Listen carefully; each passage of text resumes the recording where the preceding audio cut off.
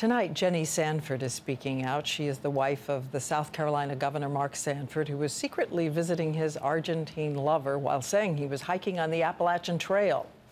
ABC's Barbara Walters sat down exclusively with Jenny Sanford to ask about living through scandal.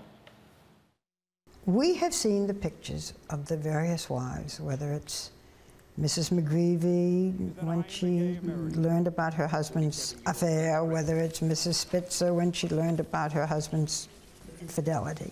They stood next to their husbands. You did not stand next to your husband. Did you think of doing that? Everybody ready? No, I didn't really. Would you have if he asked you? No, I would not have. I put out a statement stating that I hadn't known where he was. I talked about what I believe a marriage to be, and that enduring love is a real commitment and an act of the will and not just a feeling. And so oddly enough, I spent the last 5 days of my life crying in Argentina. It was awful for me to watch my husband pine about his soulmate and days spent crying in Argentina. It was awful to watch the implosion of his career that really began right there at that press conference. I'm going to resign as chairman of the Republican Governors Association.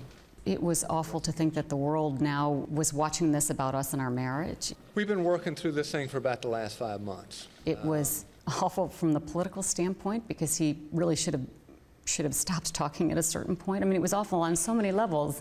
What happens to his career now? I think a political future for him is probably would be a challenge. But you never say never in politics, I guess. I don't know.